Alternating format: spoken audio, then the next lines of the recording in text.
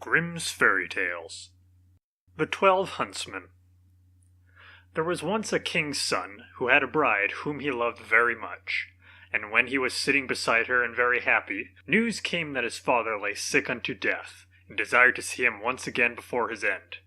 Then he said to his beloved, I must now go and leave you. I give you a ring as a remembrance of me. When I am king, I will return and fetch you. So he rode away, and when he reached his father, the latter was dangerously ill and near his death. He said to him, Dear son, I wish to see you once again before my end. Promise me to marry as I wish. And he named a certain king's daughter, who was to be his wife. The son was in such trouble that he did not think what he was doing, and said, Yes, dear father, your will shall be done. And thereupon the king shut his eyes and died. When therefore the son had been proclaimed king, and the time of mourning was over, he was forced to keep the promise which he had given his father, and caused the king's daughter to be asked in marriage, and she was promised to him. His first betrothed heard of this, and fretted so much about his faithfulness that she nearly died. Then her father said to her, Dearest child, why are you sad? You shall have whatsoever you will. She thought for a moment and said, Dear father, I wish for 11 girls exactly like myself in face, figure, and size.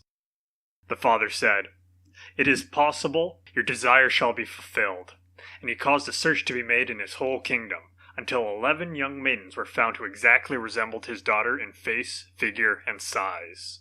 When they came to the king's daughter, she had 12 suits of huntsmen's clothes made, all alike, and the 11 maidens had to put on the huntsmen's clothes, and she herself put on the 12th suit. Thereupon she took her leave of her father, and rode away with them, and rode to the court of her former betrothed, whom she loved so dearly. Then she asked if he required any huntsmen, and if he would take all of them into his service.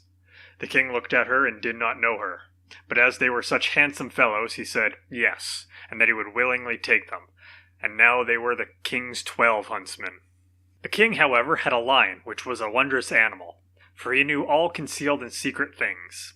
It came to pass that one evening he said to the king, You think you have 12 huntsmen? Yes, said the king, they are 12 huntsmen. The lion continued, You are mistaken, they are 12 girls. The king said, That cannot be true. How will you prove that to me?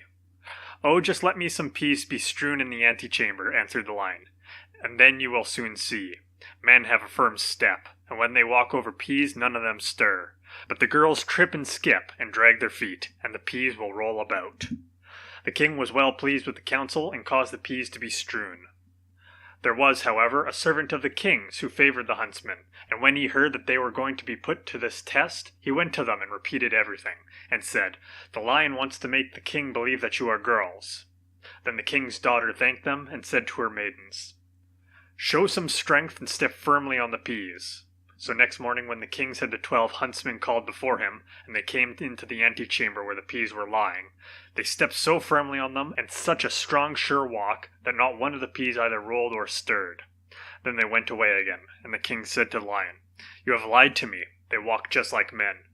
The lion said, They have been informed that they were going to be put to the test, and have assumed some strength. Just let 12 spinning wheels be brought to the antechamber, and they will go to them and be pleased with them. And that is what no man would do. The king liked the advice and had the spinning wheels placed in the antechamber. But the servant, who was well disposed to the huntsmen, went to them and disclosed the project. So when they were alone, the king's daughter said to her 11 girls, Show some constraint, and do not look round at the spinning wheels. And the next morning, when the king had his 12 huntsmen summoned, they went through the antechamber, and never once looked at the spinning wheels. Then the king again said to the lion, You have deceived me, they are men, for they have not looked at the spinning wheels. The lion replied, They have restrained themselves. The king, however, would no longer believe the lion.